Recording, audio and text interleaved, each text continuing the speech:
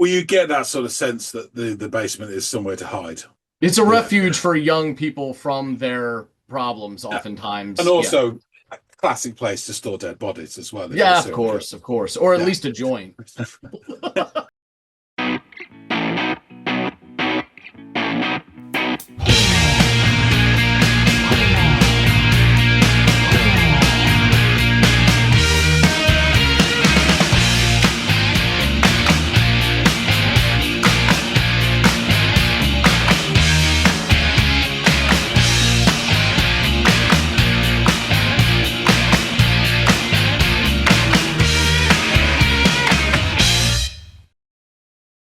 Hey, everybody, and welcome to another episode of the Audiophiles. Yeah.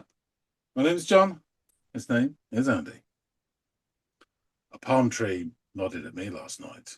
He said, "Hey, you look so pale." I didn't know if it was the air or the breeze in my hair. I had a feeling I had failed. Well, that later. But first, we have a track to listen to, selected by Andy. Andy, what have you got for us all today? Well, I have a track that is called Pavement. That's a name you're familiar with, but in this context, it's the song title and not the band. And the band, in this case, is called Cigarettes at Sunset, stylized with the at symbol rather than AT.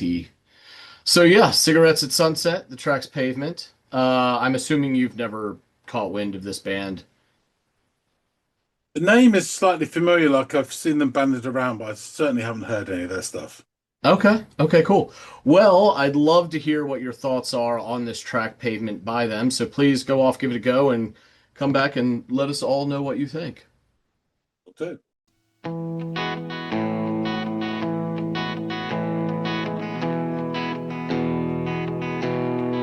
I'll be the sad one if that's what you need. Take every piece, take every. It's a nice little start with that guitar that's reverbed and echoing. And then as your man comes in singing, "I'll be the sad one," and you get this mournful violin line, you kind of that sets the scene.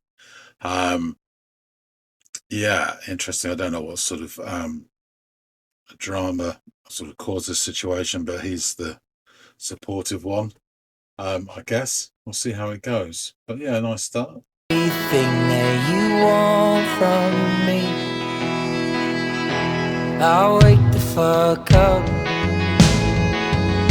stop brushing my teeth. No reason to sleep, wasted on dreams, a born again fiend. Smoke me out in your parents' basement. Pass it around, let's get high here on the pavement. Hold me down, run me wild, run me naked. Pass it around, let's get high here on the pavement. You'll be the best one. I'm guessing that's a chorus. I bloody hope it is because there's nowhere else for him to go. So that was quite sort of big and climactic there. He's singing his little heart out. Yeah, and it's very much sort of peaks and nice work with the guitar and the violin sounding great actually. Um, it, it's a bit odd this because the first time I sung about smoking me out in your parents' basement, which made me pictures all the sort of against the sort of cliches and stereotypes from American films of kids in the basement, parents' basement, meaning they're not old enough to have left home yet. Um, there could be other scenarios where people live to 30 or 40 and still with their parents, but that's the kind of vibe I'm getting. So they're old enough to feel all the pressures of the world on their shoulders, but young enough to not actually be independent yet. But there's other stuff about hold me down, run me naked, pass me round. I don't know if he's embodying the joint or if these are all just different snippets of things. And then get high in the pavement, which doesn't relate to smoking in a basement. So I don't know if it's all sort of like little smorgasbord of moments. I don't know. It's a bit scattered. It does sound very earnest, and he's got a great voice, this guy. But perhaps it needs to be a bit more light and shade. Because he's full throttle. We'll see how it goes. Let's just went back a wee bit. So let's go into the next verse. Let's get high here on the pavement.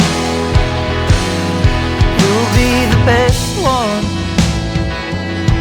this world has ever seen. Take every piece, take everything that you want from me. Oh yeah, you'll make it right, no matter the reason. Still worth believing God has a meaning for all of the leaving. Smoke me out in your parents' basement. Okay, so we're back into the chorus then. I quite like that verse. It started off, again, he dropped his voice down, a bit of contrast, and it lasted a couple of lines, and then he's back to full belt again. It's a bit much, if I'm being honest. That's just my reaction. Probably if I listened to it a couple of times, I wouldn't think that. But on my first listen, that's what I'm thinking. The fiddle violin in the background, it's really nice. It kind of has that sort of sorrowful aspect of the Waterboys when they went all Irish. Yeah, it's got definitely a sort of Celtic flavour to it. Yeah, the bass, I heard it a bit when it came in. It's really subtle. I'm not picking it up. I'm sure Andy's more trained to basses, and he probably thinks it's it's great in this song, but I'm not hearing a lot of it. And the drumming's very simplistic. It's all dun, dun, dun, dun. I guess it's building up levels. But yeah. Pass it round, let's get high here on the pavement. Hold me down, run me wild, run me naked. Pass it round, let's get high here on the pavement. Here on the pavement.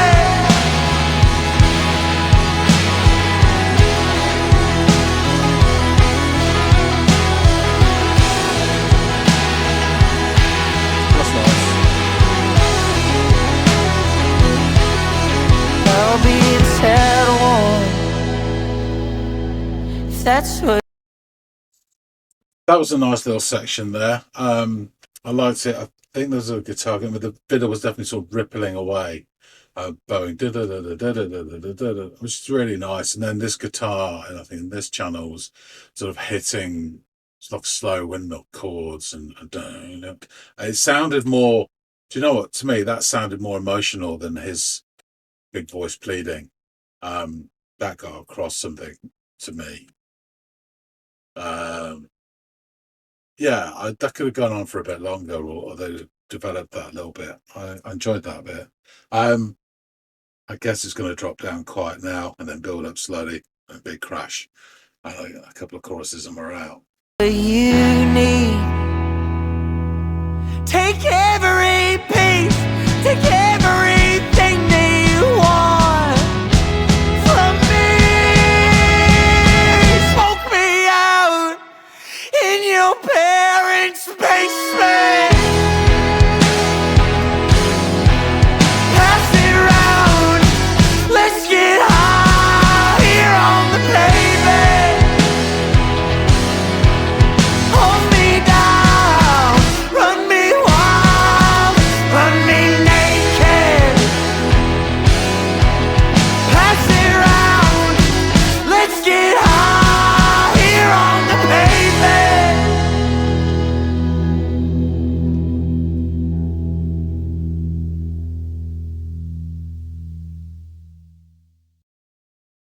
I just ended. Fair enough.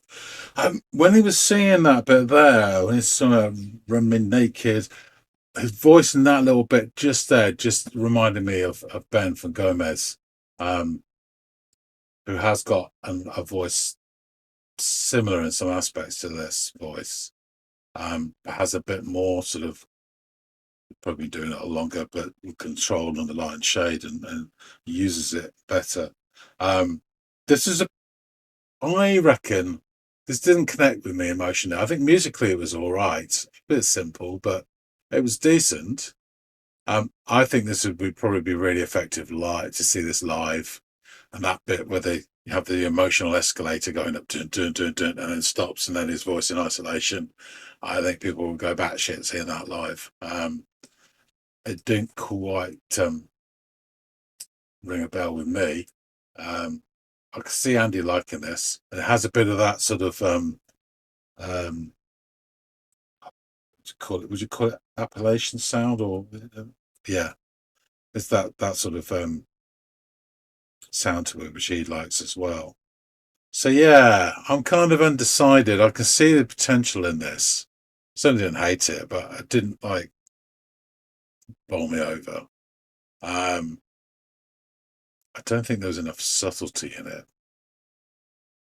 But again, it's just first listen, so what do I know? Let's find out some more about the band. Let's go back and chop it up with Andy. All right, up and dust it all from the pavement. What do you have to say, John?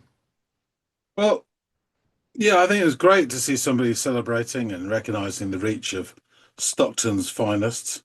No, not the Diaz brothers, but Pavement, and in an alternative universe. Ooh. But anyway, this song starts with a very simple guitar with a bit of reverb on it. And as your man sings the first line, I'll be the sad one, we get the slow drawing of a violin, or I guess these guys would call it a fiddle, violin. This immediately sets the scene and the tone. It's uplifting and slash supportive melancholia. The rhythm section comes in the next stanza. A very subdued bass, I have to say. I think I said in the reaction, your ears are more tuned than I are to the dark arts of the bass. But I barely noticed it throughout the song, only in very quiet bits. It was very subdued. It may be doing lots of tricks that subliminally I didn't hear, but That's yeah. fair. And the drum beat was very plodding, I would say.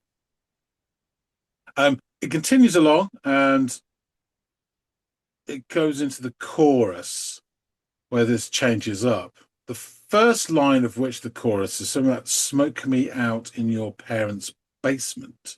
Yeah. So, which I thought was very interesting. Both the content and the delivery drop a pin in the emotional Google map of this song, letting you know sort of exactly where we are and everything.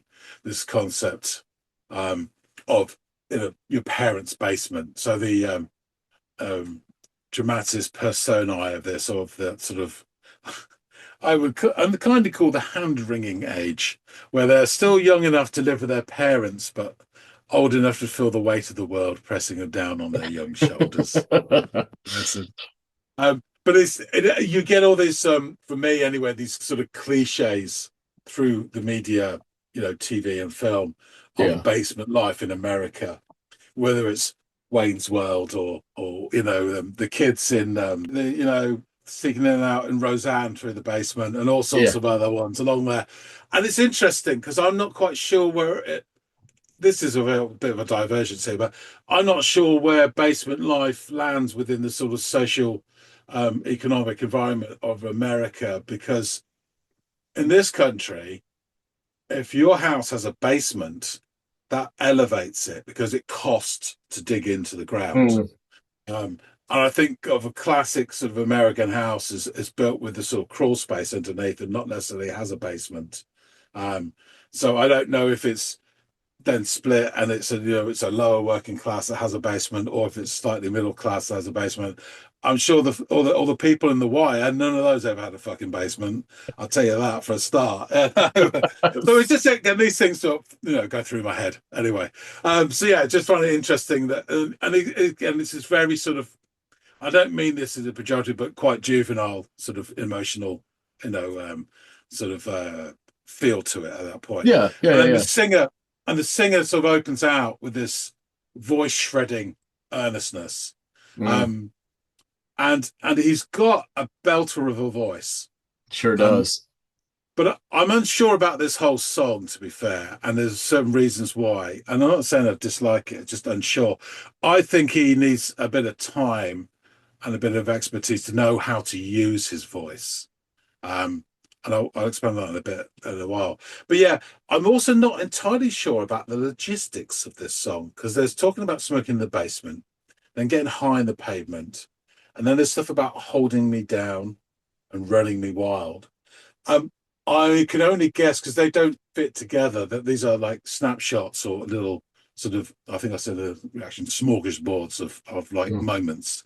Because it's almost like it's just, I think it says smoke me in the basement, like he's personifying himself as the joint, um, or in Marlborough or whatever. I'll But really I'm quickly. assuming it's the The phrase "smoke me out" means like someone gets you high.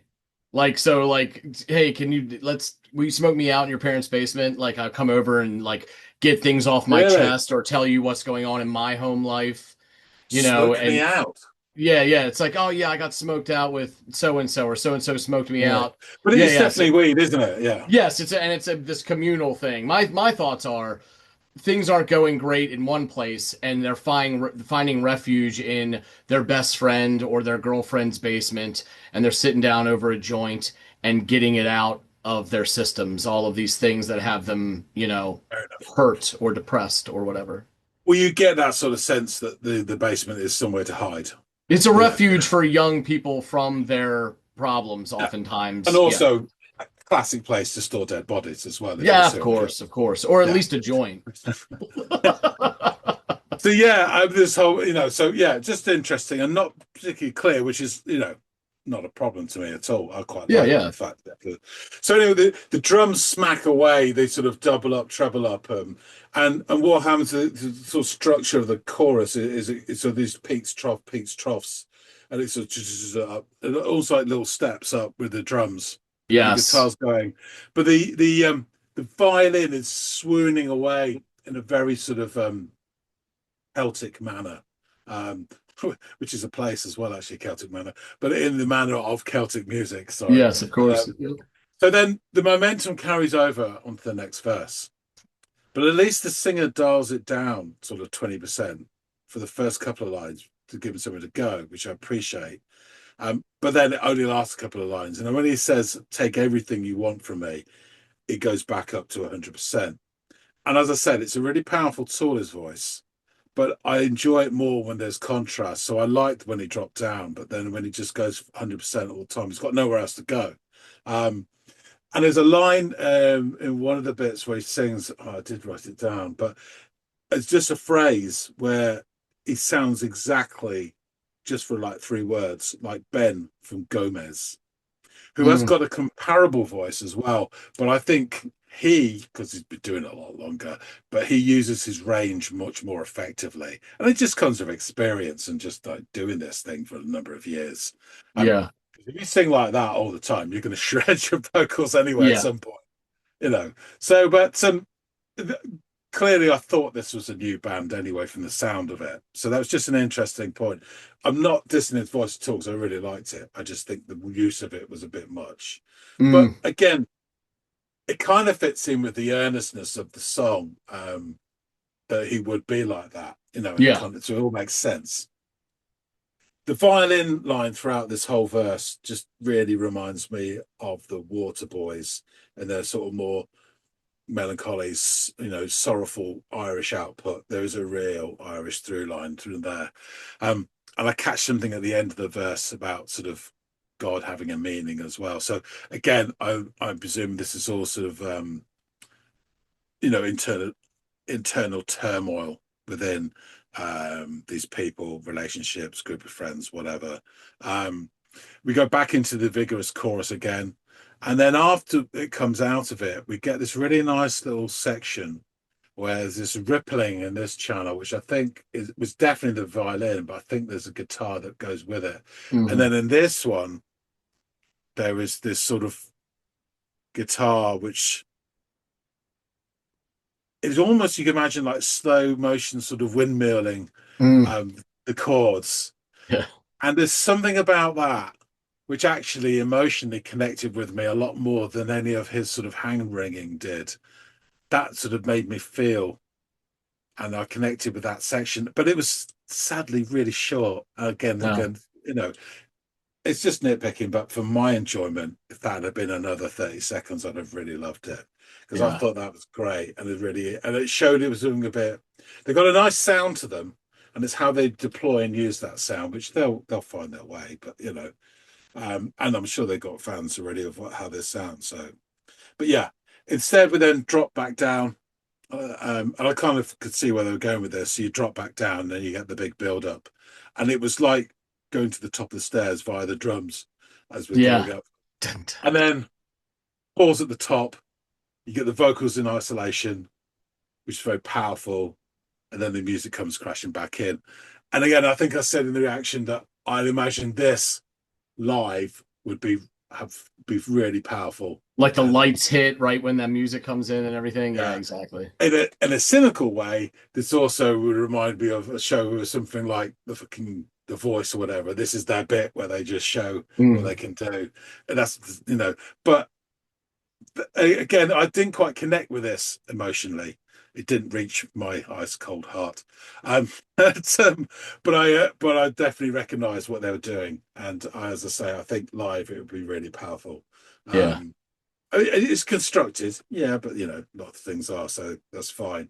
We go once more through the chorus again, and then the song ends really abruptly. It's just like, hello, like someone just flicked a switch and the lights went out.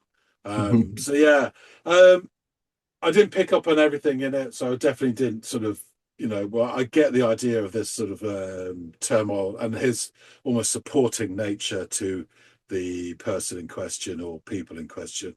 It had a really nice sound to it. I'm undecided. I certainly didn't dislike it. I didn't bowl me over. It's sort of in between. But I definitely see potential with this sound. That's a nice sound. Yeah. He's got a great voice as well. It's how they deploy it, I guess. Yeah. And you're right. They are a very new band. So with time, I'm sure will come, some added technique and, restraint when it comes to certain aspects of how he deploys that very powerful voice of his. But it sounds great. Like what they've got thus far sounds really, really good to me. And it only makes me that much more eager to hear what comes down the road from these guys. They're very, go ahead. Yeah, the other thing, sorry, I meant to say was, I could see how you'd like this. And it made me wonder where they're from. I guess there was a little touch of this sort of Appalachian sound to it a little bit. That area. Just a touch. So I'm wondering if they're from around those parts. Yeah, they are at this point, I would say a regional band in as far as like how familiar people are with them. So yeah, I would say if you're from the southern portion of the mid-Atlantic down into the Smoky Mountains and into Tennessee and North Carolina, you would have heard of these guys because they herald from a little area called Boone, North Carolina, which is just above Asheville, North Carolina. And Asheville, North Carolina is a very interesting little pocket of western North Carolina that is it's mountainous, obviously for obvious reasons. But it's very like artsy, super artsy little city. Lots of breweries and microbreweries and like outdoor living. It's almost like someone took a chunk of Denver and put it right along the East Coast, but inland a bit, because it almost comes close to touching on Eastern Tennessee. So it is right in this interesting little area, but super hippie-ish, super more left leaning, surprisingly, for a southern state than a lot of city like areas you'll find down and around there. So yeah, Asheville's an awesome city, and these guys are just north of it. I only know so much of it because like a large chunk of my family is in North Carolina. So yeah, really, really interesting sound that they've got. And you're right. In fact, they affectionately refer to their sound as possum rock or y'alternative, which is kind of lays into and owns that Appalachian style, but it obviously is rooted in their sound and the history of their area sound, but they pull from other more mainstream sounding rock and roll rather than bluegrass, which is it's almost like you need to inherit that as if you're going to be a musician, you have to play bluegrass, right? Maybe folk, but other than that, it's like country bluegrass. So for them, you hear that bluegrass, seed in there, but it's taken shape via, alternative rock and roll or emo and things like that they grew up listening to that had become popularized through the advent of the internet and accessible to them. And so this is how shit works, right? You know what I mean? So this is their take on their roots and the shit that they grew up listening to. So yeah, they're like I mentioned from Boone, North Carolina. They're comprised of Garrett Dellinger, pardon me, on rhythm guitar and lead vocals, Wells Whitman on bass and backing vocals, Ethan Moore on drums, Sarah Vinn on violin and vocals, and Rylan Bagby on lead guitar. And as I mentioned, they affectionately refer to their sound as possum rock or y'alternative, a raw, soulful blend of Americana, indie, Appalachian folk, and rock music.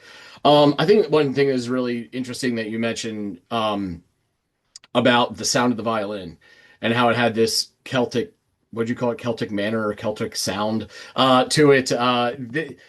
Of course, right? Because like from as far as like migratory patterns from other countries to the United States in its early days, a lot of Scots and Irish moved maybe initially settled, but eventually migrated westward and settled this sort of Appalachian area. So that's where the American fiddle sound came from, which you obviously know that. So we've heard other bands and talked about that with them. I think like Tyler Childers comes to mind and stuff like that when you talk about the fiddle playing and some of the stuff that we've heard. So yeah, that just kind of made me smile when you said that because it's pretty through, the way things worked throughout history. Of course, that's what it sounds like. Formed in 2021. Go ahead. Yeah, I would say that this kind of leans back into it, whereas, as you said, they would have grown up and everyone around them was doing the old Appalachian bluegrass fiddle stuff. Yeah. And this refers back more to Irish sounding. Right. It leapfrogs it, right? Because it yeah. went from the Irish, Scottish, Celtic music to bluegrass, and now she's going to the source, yeah. And it sounds, I fucking love the violin in this track. It's so flowing and soaring at times. Every once in a while I wish it was turned up just a little bit more, but if you can really sink in with it, my God, it sounds fucking so beautiful. So yeah, they formed in 2021. They're known for energetic live shows, touring the East Coast, and creating music that reflects their mountain roots and experiences. When the band formed, they did so in hopes of crafting a sound that they felt both familiar and entirely new, weaving fiddle runs, gritty guitar tones, and heartfelt lyricism into something that defies genre lines. According to WME, the band's music juxtaposes driving guitar riffs, drums that swerve out of country and punk, with swelling violin and Dellinger's semi-autobiographical lyrics anchoring the band in both time and place. Their live shows turn any venue into an intimate and energized space, amalgamating shoegaze, old time, and indie rock into a whirlwind of sound. The band started recording demos 3 years ago with Bagby and Dellinger as members and friend Owen Yawn as the band's producer. The band originated out of the town of Banner Elk, where Bagby, Dellinger, and Yawn grew up. Yawn would go on to act as the band's first drummer, though he had never played the drums up until just 2 weeks before the band's first gig. He would eventually be replaced by Ethan Moore. Poor guy. Throughout 2025, the band has toured extensively throughout mostly the East Coast and American South, mostly with another band that we featured on the channel, Dexter and the Moonrocks. So, which I think makes perfect sense. I mean, I could imagine because I think that Dexter and the Moonrocks are these like Texas guys who grew up listening to their the country music that is enveloped in part of the culture of Dallas and the surrounding areas, but also their parents were probably had raised them listening to Nirvana as well, and all these other grunge movement that took off when they were their age. So it's again interesting how two very disparate genres. Like if you go back to 1991, you're not thinking, oh, George Strait and Kurt Cobain are someday going to combine forces to influence this kid who's yet to be born. And then here we are. It somehow happened. So it's just really interesting stuff. So I love the oddity of that and how interesting the product is when they actually create the music influenced by both. Thus far, the band has released several singles and two EPs. 2024's Doom Complex and 2025's A Good Year for Hunting. Though it is worth mentioning that the band self-released a full-length album, Mr. Pucky and the Star Destroyers, back in 2023, but it has since been delisted from online streaming services that once provided access to it. Writing for Raised Rowdy, Sam B reviewed the band and had this to say of their sound. In a musical landscape where so many acts blend genres but few do it with purpose, Cigarettes at Sunset stand out as something truly distinct. They're part of this new class of alternative artists who are nearly impossible to label because their sound isn't pulled from a trend, it's pulled from a lived experience and instinct. This track, Pavement, was released as a single on June 4th of this past year, 2025. And here are the lyrics. I'll be the sad one, if that's what you need. Take every piece, take everything that you want from me. I'll wake the fuck up, start brushing my teeth. No reason to sleep. Wasted on dreams, a born-again fiend. Smoke me out in your parents' basement. Pass it round, let's get high here on the pavement. Hold me down, run me wild, run me naked. Pass it round, let's get high here on the pavement. You'll be the best one the world has ever seen. Take every piece, take everything that you want from me. Oh yeah, you'll make it right, no matter the reason. Still worth believing God has a meaning for all of the leaving. Smoke me out in your parents' basement. Pass it round, let's get high here on the pavement. Hold me down, run me wild, run me naked. Pass it round, let's get high here on the pavement. Here on the pavement. I'll be the sad one if that's what you need. Take every piece, take everything that you want from me. Smoke me out in your parents' basement, pass it round, let's get high here on the pavement. Hold me down, run me wild, run me naked. Pass it round, let's get high here on the pavement. So yeah, there you go. I think the pavement's just like the floor of the basement, which oftentimes aren't like, carpeted or hardwood. They're very like it's either mud, dirt floor, sometimes it's just like a concrete. Yeah, exactly, and stuff like that. Sometimes they're carpeted if you're, in the upper middle class, but usually, first of all, like depending on where you live, if you're very coastal, you're not going to have a basement because you're going to dig down there and hit fucking water. But the further in you go, I think most houses have basements or cellars. And the newer houses, obviously, more and more of them do have basements. I remember thinking years and years and years ago, I went down to Florida to visit a friend, and I'm like, "You guys don't have a basement?" They're like, "It's fucking Florida, dude. Like, we can't have basements here. You're just gonna have a pond below your living room." I'm like, "Oh, that's a very fair fucking point. I never really thought of it." So yeah, yeah. So it's not really a socioeconomic thing whether or not you have this basement or not. I grew up in mostly middle class, friends and families, and they had a lot of them had unfinished basements. So you bought a house with the prospect of doing a project one day, 10 years into your mortgage, like let's turn this into a second living room or something like that. But it just stayed this open duct work and cement floor with, studs that are exposed, no insulation. But yeah, go ahead. Yeah, so the very first house I said my parents moved to France 18 years ago, more. And then, we visited them and liked it. And then my missus decided we were going to look at houses without telling me. And, one time we are just going over on the ferry to see my parents. And by the way, we're looking at a house that we're to buy. And I was like, okay. And we went to see this one because it was really cheap and it had lots of things wrong with it. It was a small village, but and a small road going alongside it, but was used as a main road by all the camion, all the lorries. And I searched the house.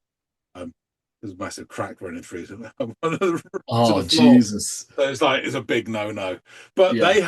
they had a basement, and you went down into the basement, and yeah, it was a gravel floor with water. Yeah. See, I There was you like, go. yeah, there's no fucking way. We Uh-uh. can stick wine down here, and that's about it. Yeah. Yeah. Which in France, that's really all you need a good cellar for anyway, right? Yeah, Keep your wine yeah. cool. No, yeah, I would have avoided that too. That sounded like a fucking lemon, an absolute nightmare money pit.